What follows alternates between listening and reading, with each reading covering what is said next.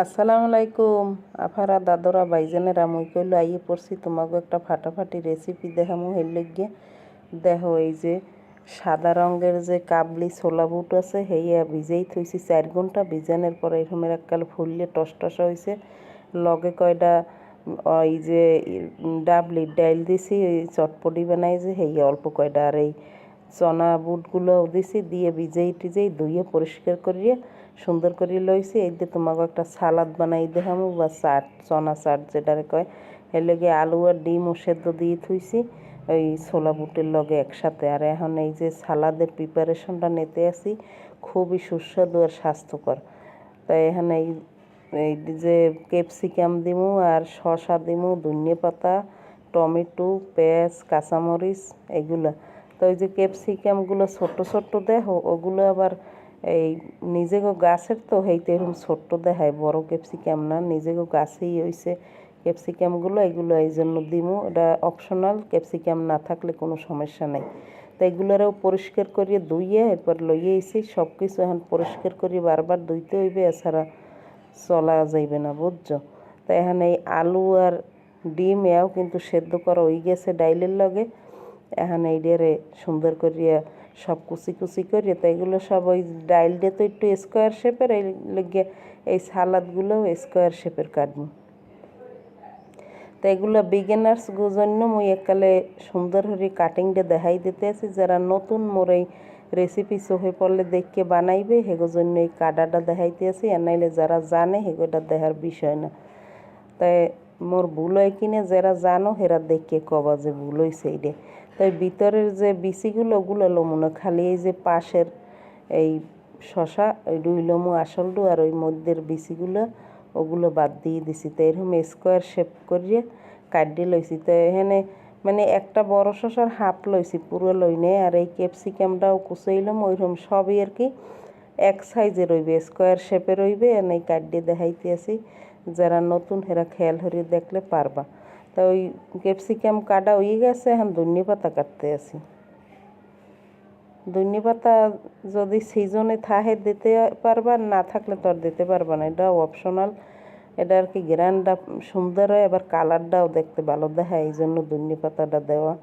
তো এখানে এইগুলো সব কুচেন হয়ে গেছে, পেঁয়াজ, কাঁচামরিচ, শসা, ধনিয়া পাতা সব সালাদ যা দিমু, কাঁচামরিচ সব কাটা শেষ। এখানে এই যে আলু আর ডিম সেদ্ধ করছি, হ্যাঁ ওইরকম স্কোয়ার শেপে কাটিয়ে লইছি। এখানে এইটার মিক্সার করি কেমনে দেখো, অত্যন্ত সোজা বেলের। আর এই কাটিয়ে থুইছি একাল সব একই সাইজে কিউব করি, মানে স্কোয়ার শেপে।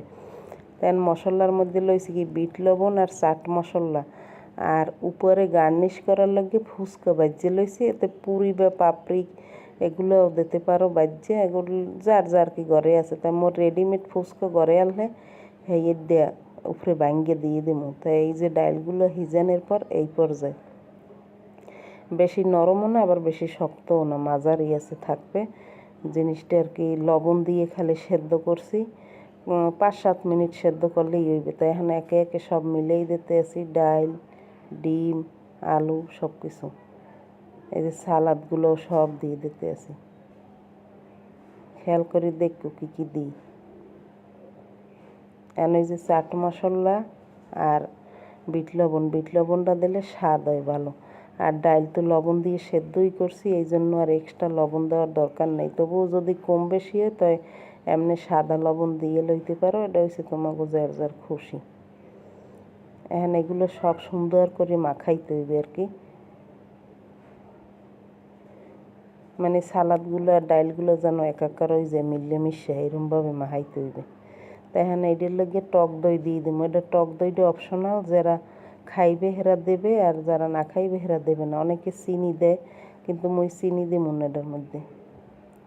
অল্প আর কি স্বাদ বাড়ানোর লগে 1 চামচ চিনি দিলে দেওয়া যায়, কিন্তু চিনি দেওয়া লাগবে না। এই যে সসটা দেবো, এটার মধ্যে টক ঝাল মিষ্টি সব আছে, এটা হচ্ছে তেঁতুলের সস, এই জন্য আর এক্সট্রা চিনি দেওয়া লাগবে না, বা আলাদা মরিচও দেওয়া লাগবে না, ওই সসের মধ্যেই দেওয়া আছে। আর কাঁচামরিচ তো কুচিয়েই দিছি। এটাই গোলমরিচের গুঁড়ি দিলে দেওয়া যায়, কিন্তু এটাই দিই নেই। মরিচ হলে বেশি হয়ে যাবে, গুঁড়ো গাড়াই খাইতে পারবে না। তোমরা ঝালটা তোমাকে ইচ্ছা অনুযায়ী আর কি দিয়ে লবা। তখন উপর দিয়ে ফুচকাগুলো ভেঙে দিয়ে দিতে আসি, যেন খাওয়ার সময় সাবানের মধ্যে পড়লে মজা পাও। এই জন্য এনে টক দই ফুচকা সব মিক্সার করে হেলাইলাম। মিক্সার করিয়া এখন খালি বাড়িতে লইয়ে খাবা আর মজা পাবা। এটা কিন্তু স্বাস্থ্যকর। যারা গ্যাস্ট্রিক আছে, রোজায় এমনি বুট ভাজাটা খাইতে পারে না, এরকমের কাঁচা ছোলা সেদ্ধ করে সালাদের মতো বানাই খেলে একাল ভরপুর এনার্জি পাবা। এটা পুষ্টিগুণে সমৃদ্ধ, খুবই সুস্বাদু আর স্বাস্থ্যকর খাবার। এটাই কোনো ক্ষতি করে না, গ্যাসেরও সমস্যা করে না। খুব সহজেই বানাই হেলাই দিলাম চনা চাট